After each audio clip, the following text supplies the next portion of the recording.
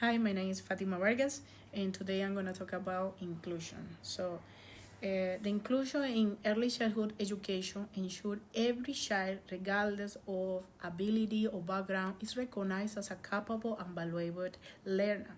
According to UNESCO, describe inclusion as a fundamental human right, while the early year learning framework version 2.0 highlights children's rights to belonging, being, and becoming.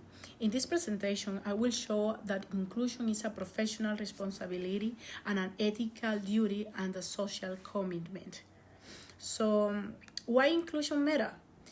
Inclusion is supported by key frameworks like United National Convention of the Rights of a Child recognize every child's right to education, like, for example, also Australian Disability Discrimination Act 1992 prohibits in exclusion and requires accessibility, while the Early Childhood Australian Code of Ethics call for equality and advocacy, and the National Quality Standard requires inclusive programs and supportive relationship.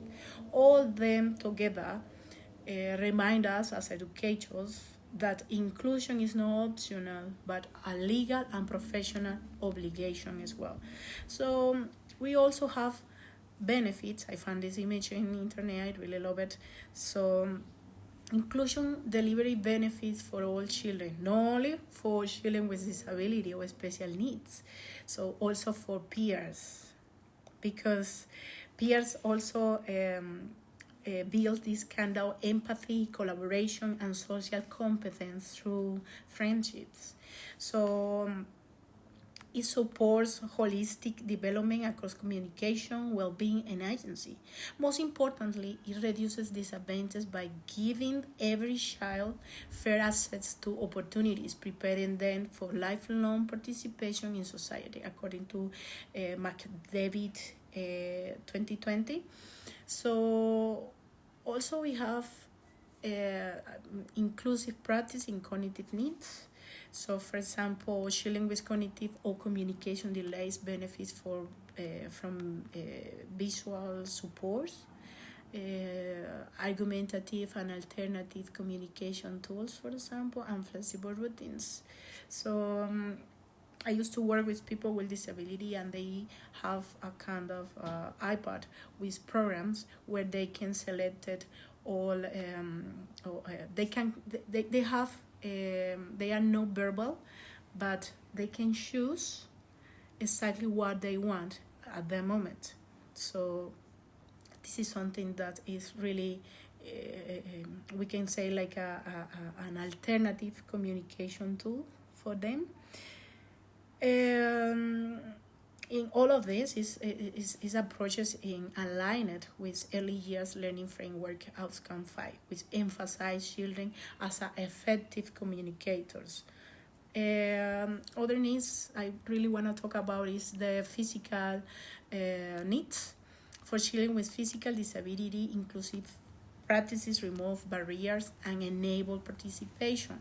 Accessibility features such as ramps and adaptive settings, together with equipment like modifying tricycles or pencil grips, ensure children can engage in learning and play. Adjustments such as extra transition time for the supports participation.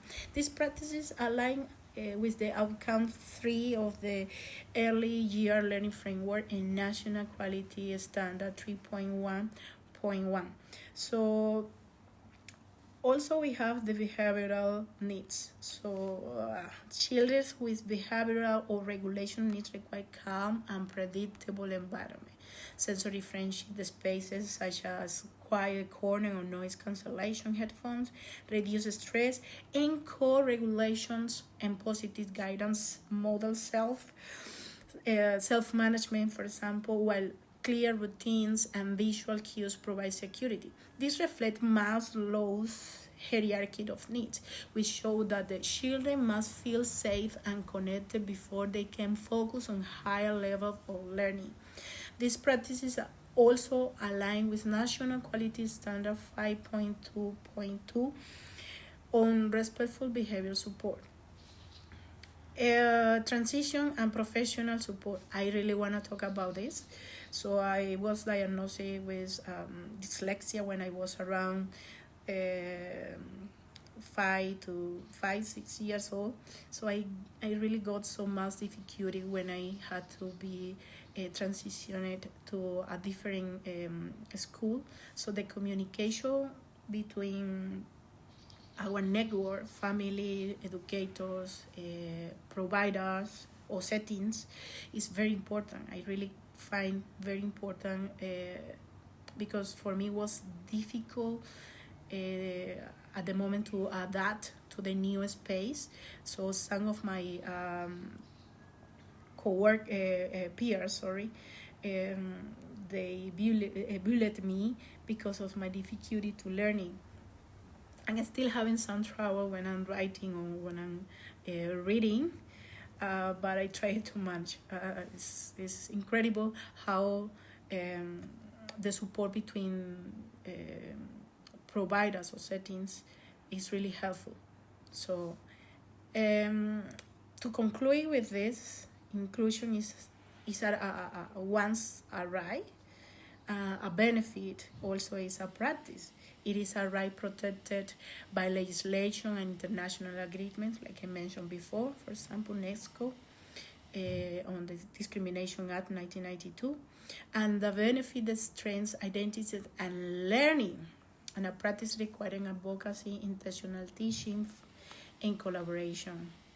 As educators, we are advocated for equality and every interactions. So creating environments where all children are respected, valued, and able to thrive.